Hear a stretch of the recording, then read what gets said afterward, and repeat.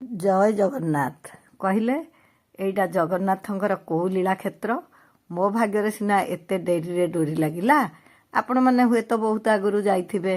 ମୁଁ ଏଠି ପହଞ୍ଚି ମୋର ଯାହା ମୋ ଜଗା ପାଇଁ ଭାର ନେଇଥିଲି ତାକୁ କେମିତି ତାଙ୍କୁ ସମର୍ପଣ କରିବି ସେଇ ଚିନ୍ତାରେ ଲାଗି ପଡ଼ିଲି। ଭାଇନାଙ୍କ ହାତକୁ ସେତକ ଧରେଇ ଦେଇ ଚାହିଁ ବସିଲି।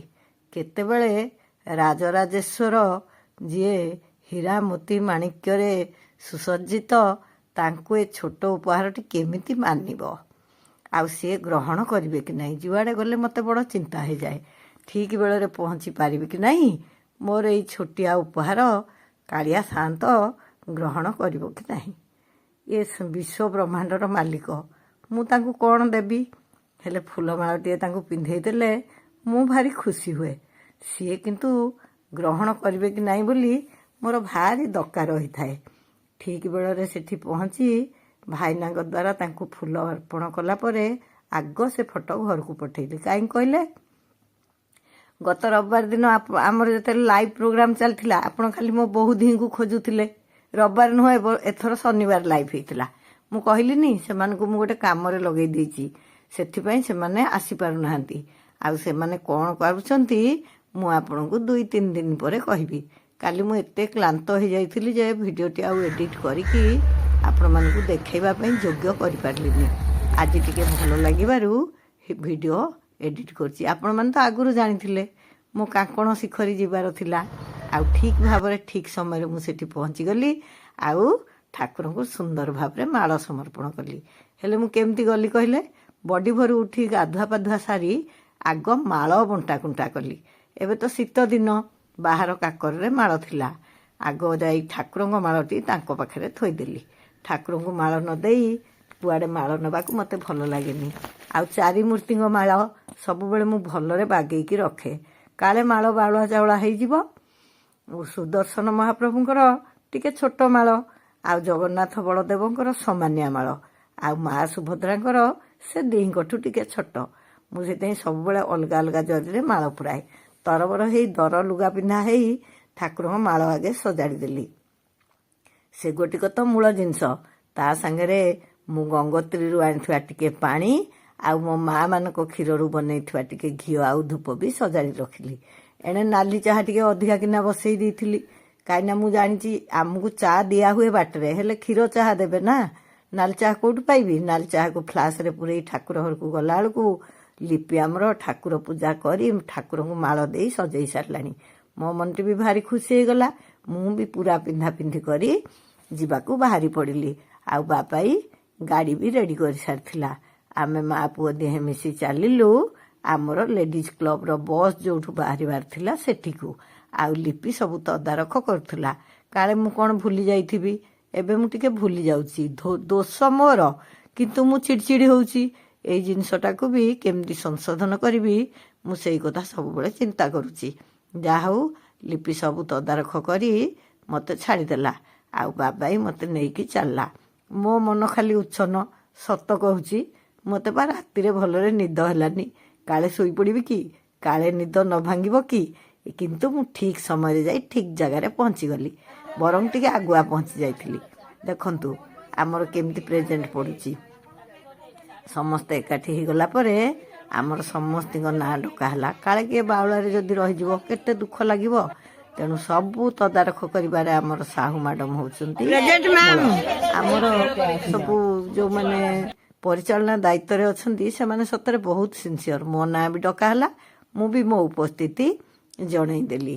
ଆଉ ତାପରେ ଗାଡ଼ି ଚାଲିବାକୁ ଆରମ୍ଭ କଲା। ସମସ୍ତେ ଦେଖିଦେଲୁ ଯେ ସମସ୍ତେ ଆମେ ଆସିଯାଇଛୁ। ଆଉ ଆମେ କେମିତି ଜୟଧ୍ୱନି କରିକିରି ଗଲୁ ଆପଣମାନେ ଟିକେ ଶୁଣନ୍ତୁ। ଜୟ ଜଗନ୍ନାଥ, ଜୟ ମା ନାରାୟଣୀ, ଜୟ ମା ନାରାୟଣୀ, ଜୟ। ଆମେ 3ଟି ଜାଗା ଯିବାକୁ ବାହାରିଥିଲୁ।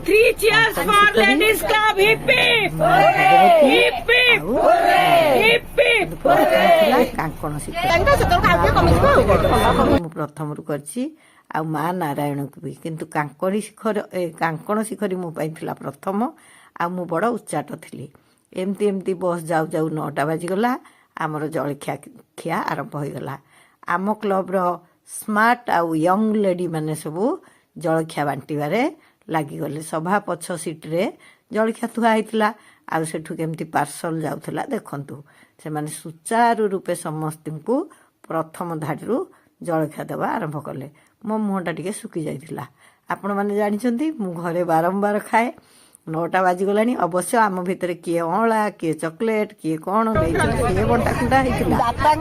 ସେଥିରେ କୋଉ ମୋ ପେଟ ପୁରିବ। ଭଉଣୀ ଜଣକ ମୋତେ ଖାଇବା ଧରେଇ ଦେଲେ। ଆଉ ମୋ ମନ ପୁଣି ଖୁସି ହେଇଗଲା। ବେଶୀ ଖୁସି ହେଇଗଲା କ'ଣ ଦେଖିକି କହିଲେ? ବୁନ୍ଦିଆ ଦେଖିକି। ମୁଁ କହିଲି ମୋତେ ଗୋଟେ ପୁରୀ ଆଉ ଟିକେ କୋବି କଷା ଦିଅନ୍ତୁ, ଆଉ ଟିକେ ଅଧିକା କିନା ବୁନ୍ଦିଆ ଦିଅନ୍ତୁ। ଦେଖୁନାହାନ୍ତି ସେ କେତେ ବୁନ୍ଦିଆ ମୋତେ ଦେଇଛନ୍ତି। ହେଲେ ମୁଁ କ'ଣ ସେଥିରୁ ଟିକେ ଫେରେଇଲି? ମୋ ମନ ଖୁସି। ମୋ ମନ ଭରି ବୁନ୍ଦିଆ ଖାଇ ଖାଇ ସବୁ ପେଟେ ପୂରେଇ ପୁଣି ଭାବନାରେ ଲାଗିଗଲି। କେତେବେଳେ ମୁଁ ପହଞ୍ଚିବି ସେଠି ଆଉ ଆଖି ପୂରେଇ ଦେଖିବି ସେ ଜାଗାକୁ। ଆପଣମାନେ ଯିଏ ଜଗନ୍ନାଥଙ୍କ ବିଷୟରେ ଜାଣିବାକୁ ଚାହାନ୍ତି କାଙ୍କଣ ଶିଖରୀ ବିଷୟରେ ନିଶ୍ଚୟ ଜାଣିଥିବେ। ଆରେ ବିପଦ ସମସ୍ତଙ୍କର ଅଛି। ଆମକୁ ଧୈର୍ଯ୍ୟ ଦେବା ପାଇଁ, ଶିକ୍ଷା ଦେବା ପାଇଁ ଜଗନ୍ନାଥ କେମିତି ଲୀଳା ରଚନ୍ତି। ତାଙ୍କୁ କି ବିପଦ କହିଲେ? ତଥାପି ସିଏ ପା ଯାଇ ଲୁଚିଥିଲେ। ଦେଶର ରାଜନୈତିକ ପରିସ୍ଥିତି ଯେତେବେଳେ ଅଶାନ୍ତ ହୁଏ, ତାଙ୍କ ମନ୍ଦିର ପ୍ରତି ଯେତେବେଳେ ବିପଦ ଆସେ, ତାଙ୍କ ଭକ୍ତମାନେ ତାଙ୍କୁ ନେଇ ବିଭିନ୍ନ ଜାଗାରେ ଲୁଚେଇ ରଖନ୍ତି। ହେଇଠି ଦେଖନ୍ତୁ ବୋର୍ଡ଼ ଦେଖାଗଲାଣି। ଏଇଠୁ ଆଉ ପୁରା କମ୍ ବାଟ। ଆମେ ବଉଳା ବନ୍ଧ ନଈରି ଦେଇକି ଆସି ପହଞ୍ଚିଗଲୁ ଏଠି। NH ସଡ଼କରେ ଆସି ଆମେ ନାଚୁଣୀ ପାଖରୁ ରାସ୍ତା ଭାଙ୍ଗିଥିଲୁ। ଆଉ ଜାଗା ତ ପାଖେଇ ଗଲା। ଏଠି ପହଞ୍ଚିଗଲୁ। ତାପରେ ପୁଣି ମନ ଭିତରେ ବହୁତ ଉଚାଟନା ଥିଲା। କେମିତି ଯିବୁ, କ'ଣ କରିବୁ? ବସ୍ରୁ ସମସ୍ତେ ଓହ୍ଲେଇଲୁ। ପୁଣି ଡଙ୍ଗାରେ ଯାତ୍ରା କରିବାର ଅଛି। ଆଉ ସେଇଠି ବସ୍ରୁ ଓହ୍ଲେଇବା ପୂର୍ବରୁ ମୁଁ ସବୁଠୁ ଆଗ ଟିକେ ଓହ୍ଲେଇ ପଡ଼ିଲି। କାହିଁକିନା ଟିକେ ଫଟୋ ଉଠେଇବି ନା। ସକାଳୁ ସକାଳୁ ଚିଲିକାର ଯେଉଁ ଆଟମସ୍ଫିୟର, ମାନେ ଯେଉଁ ପରିବେଶ, ସତରେ ଭାରି ଚମତ୍କାର ଲାଗୁଥିଲା। ଆଉ ଆମ ଆସୋସିଏସନ୍ ତ ଆପଣମାନେ ଜାଣିଛନ୍ତି, IRC ଲେଡ଼ିଜ୍ କ୍ଲବ୍। ସେଇଟା ବି ମୁଁ ଆପଣମାନଙ୍କୁ କାଳେ ସଠିକ୍ରେ କହିନଥିବି। ତେଣୁ ବ୍ୟାନର ପାଖରେ ଯାଇ ଫଟୋ ଉଠେଇଥିଲି। ଆଉ ଚାରିଆଡ଼କୁ ଖାଲି ଅନଉଥିଲି। ଆଉ ସତ କଥା କହୁଛି, ମୁଁ ଯେଉଁଠିକି ଏକୁଟିଆ ଗଲେ ନା, ୟାଙ୍କୁ ବହୁତ ମିସ୍ କରେ। ଟିକେ ମାନେ ମଡ଼ର୍ଣ୍ଣ କଥାଟା କହିଦେଉଛି। ଆଉ ମାନେ ଆଙ୍କ କଥା ମୋର ଭାରି ମନେ ପଡ଼େ। ହେଲେ କ'ଣ କରିବା, ଜଗନ୍ନାଥଙ୍କ ମାୟାରେ, ସାଙ୍ଗସାଥୀଙ୍କ ମାୟାରେ ବାୟା ହେଇକି ମୁଁ ସମସ୍ତଙ୍କୁ ଛାଡ଼ି ଯାଇଛି ବୁଲିବାକୁ। ସେଠି ଡଙ୍ଗାରେ ବସିବା ପୂର୍ବରୁ ପଡ଼ିଲା ଯମୁନା ପୁଷ୍କରିଣୀ।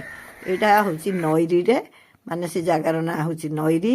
ଠାକୁରେ ଯେତେବେଳେ ସେଠି ନୁଚିଥିଲେ, ସେତେବେଳେ ଏଇ ଯମୁନା ପୁଷ୍କରିଣୀରୁ ପାଣି ଯାଇକି ତାଙ୍କର ନିତ୍ୟ ବ୍ୟବହାର୍ଯ୍ୟ କାର୍ଯ୍ୟ ଚାଲିଥିଲା।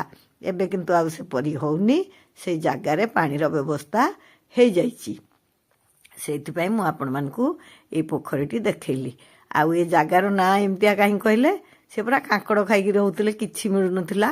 ସେବେଠୁ ଶ୍ରୀମନ୍ଦିରରେ କାଙ୍କଡ଼ ବି ଭୋଗ ଲାଗିବାର ବ୍ୟବସ୍ଥା ହେଇଛି। ଯୁଆଡ଼େ ଗଲେ ଲୀଳା କଲେ, ତାର ପ୍ରତୀକ ରଖିଲେ। ଆଉ ଆମେ ସବୁ ଖାଲି ଉଚାଟ ହେଇକି ଯାଇକି ଡଙ୍ଗାରେ ବସିଲୁ। ସକାଳୁ ସକାଳୁ ଚିଲିକାରେ ନୌକା ଯାତ୍ରା, ପୁଣି ଜଗନ୍ନାଥଙ୍କ ପାଖକୁ। ୟାଠୁ ସୌଭାଗ୍ୟର କଥା ଆଉ କ'ଣ ଥାଇପାରେ? ମୋ ମନ ତ ଭାରି ଖୁସି ହେଉଥିଲା। ବେଳେବେଳେ ସିନା ଟିକେ ଆଙ୍କୁ ମନେ ପକେଇ ଦୁଃଖୀ ହେଉଥିଲି। ହେଲେ ସବୁ ସମ୍ପର୍କର ଉର୍ଦ୍ଧ୍ୱରେ ତ ମୋ କାଳିଆ। କାହିଁକି ଆଉ ମନ ଦୁଃଖ କରିବି? ମୁଁ ଭାରି ଖୁସିରେ ଡଙ୍ଗାରେ ବି ଆଗୁଆ ଯାଇ ବସି ପଡ଼ିଲି। ସବୁବେଳେ ତ ମୁଁ ଆଗରେ ବସେ। କାହିଁକି, ମାନେ ସବୁ କାମ ମୁଁ ଜଲ୍ଦି କରିଦେବାକୁ ଚେଷ୍ଟା କରେ, ଟିକେ ଭିଡ଼ିଓ କରିବା ପାଇଁ ସୁଯୋଗ ପାଇବି ବୋଲି। ମୁଁ ବି ଆଗ ବସି ପଡ଼ିଲି। ଆଉ ସବୁ ଭଉଣୀମାନେ ବସି ପଡ଼ିଲେ। ଆମେ ପୁଣି ମାନେ ସ୍ଥଳଯାତ୍ରା ପରେ ପରେ ଜଳଯାତ୍ରା ଆରମ୍ଭ କଲୁ। ସେଠୁ ଅଳ୍ପ ବାଟ ଜୟଧ୍ୱନି ହେଇଗଲା, ଯିବା ଆରମ୍ଭ ହେଇଗଲା। ଟିକେ ବାଟ ଯିବା ପରେ ଏତେ ବାଜା ଗୀତ କେଉଁଠୁ ଶୁଭୁଛି? ହଁ, ଆଉ ଗୋଟେ କଥା କହିଦେଉଛି। କାଳିଆ ପାଖକୁ ଯିବା ପାଇଁ ପୁରା ଏଇ କାଳିଆ ସାହା, ଏଇ ପୁଅ ହିଁ ସବୁ ବୁଝାବୁଝି କରି ଆମକୁ ଡଙ୍ଗାରେ ନେଉଥିଲେ। ତାଙ୍କ ଡାକ ନାଁଟି ବି କାଳିଆ। ମୋତେ ଏଇ ଯେଉଁ ସଂଯୋଗଟା ବି ଭାରି ଭଲ ଲାଗିଲା। ଆମେ ତ ଡଙ୍ଗା ଆଗେଇ ଚାଲିଲା। ଚାରିଆଡ଼େ ବିସ୍ତୀର୍ଣ୍ଣ ଜଳରାଶି, ଚିଲିକାର ଶୋଭା। ପୁଣି କାଳିଜାଇ ଦର୍ଶନ କରିବାକୁ ମୁଁ ଆଗରୁ ଯାଇଛି, ହେଲେ ଚିଲିକାରେ ମୁଁ ଜଗା ଦର୍ଶନ ପ୍ରଥମ। ସେଇ ଭିତରେ ପୁଣି ଗୋଟେ ଗୀତ ଶୁଭିଲା। କେଉଁଠୁ ଏ ସୁନ୍ଦର ଗୀତଟା ଭାସି ଆସୁଛି? ମୁଁ କାନେଇଲି। ଚାରିଆଡ଼ ତ ସୁନସାନ, ଆଉ ଏ ଡିଜେ ବାଜା ଗୀତ ଶୁଭୁଛି କେଉଁଠି? ଦେଖିଲା ବେଳକୁ ଡଙ୍ଗା ଆଗେଇବା ସାଙ୍ଗେ ସାଙ୍ଗେ ଏ କଥାଟା ବି ମୁଁ ବୁଝିଗଲି। ଗୋଟେ ଡଙ୍ଗାରେ ପିଲାମାନେ ଆସି ଭୋଜି ଭାତ କରି ଗୀତ ବାଜେଇ ପୁରା ମଉଜ କରୁଛନ୍ତି। ଆଉ ମୁଁ ଓହ୍ଲେଇଲି ତ ଆଗ ଯାଇକି ସେ ଡଙ୍ଗା ଫଙ୍ଗାର ଟିକେ ଭିଡ଼ିଓ କରିଦେଲି। ସେ ପିଲାମାନେ ବି ମୋତେ ଦେଖି ଭାରି ଖୁସି ହେଇକି ଟିକେ ବାଇ ଫାଇ କଲେ। ସେ କାମ ସରିଲା। ହେଲେ ଆଖି ତ ଲମ୍ବିଛି ଆଗକୁ, ଏଠି ସିନା ଟିକେ ଅଟକି ଗଲି, ମୂଳ ଲକ୍ଷ୍ୟ ତ ସିଆଡ଼େ। ସେପଟୁ ଗଲି, ସୁନ୍ଦର ତୋରଣ ହେଇଛି, ବୋର୍ଡ଼ ଲାଗିଛି, ଆଉ ଗୋଟିଏ ସୁନ୍ଦର ଜାଗା ବି ହେଇଛି ଫଟୋ ଉଠାଇବାକୁ। ଆପଣମାନେ ଯେବେ ଯିବେ ନିଜର ଗୋଟେ ସ୍ମୃତି ରଖିବା ପାଇଁ ସେଇଠି ଫଟୋ ଉଠାଇବେ। ମୁଁ ଯାଇ ପହଞ୍ଚିଗଲି ମନ୍ଦିର ପାଖରେ। ସେଠି ମୋର ଜଣେ ସବସ୍କ୍ରାଇବର ପୁଅ ଥିଲେ। ତାପରେ ଭାଇନା ମୋତେ ସୁନ୍ଦର ଭାବରେ ଏମିତି ଚନ୍ଦନ ବି ଲଗେଇଦେଲେ। ତାପରେ ତ ନେଇକି ଫୁଲମାଳ ଦେଲେ, ଆପଣମାନେ ଦେଖିଛନ୍ତି। ସେଠି ଟିକେ ଖୁବ୍ ମନ ଖୁସିର କଥାବାର୍ତ୍ତା ହେଲୁ। ସେଠୁ ମୁଁ ବାହାରି ପଡ଼ିଲି ଚାରିଆଡ଼ ଟିକେ ବୁଲିବାକୁ। କାହିଁକିନା ଆମେ କଥା ହେଇଥିଲୁ ଯଦି ସବୁ କାମ ଆମେ ଜଲ୍ଦି ଜଲ୍ଦି ନ ସାରିବୁ ତାହେଲେ ବାକି 2ଟା ଜାଗା ଆମେ ଭଲରେ ଦର୍ଶନ କରିପାରିବୁ ନାହିଁ। ଏଇଟା ହେଉଛି ମନ୍ଦିର ପରିସର। ଆଗରେ ଗୋଟେ ମଣ୍ଡପରେ ବି ଜଗନ୍ନାଥ, ବଳଭଦ୍ର, ମା ସୁଭଦ୍ରା ଅଛନ୍ତି, କିନ୍ତୁ ସେ ଭିଡ଼ିଓଟା ବୋଧେ ମୁଁ କରିବାକୁ ଭୁଲିଗଲି।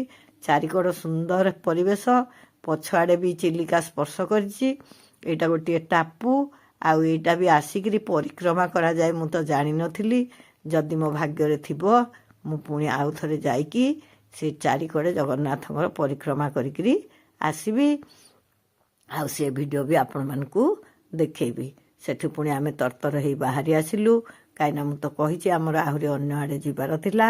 ମୁଁ ବାଟ ଯାଇକି ଘରକୁ ଆସିକି ରାତି ଅନ୍ଧାର ହେଇଥିଲା, କିନ୍ତୁ ମାତ୍ର 6:30 ହେଇଥିଲା। ବାବାଇ ଯାଇକି ମୋତେ ତମାଣ ଛକରୁ ନେଇ ଆସିଲା।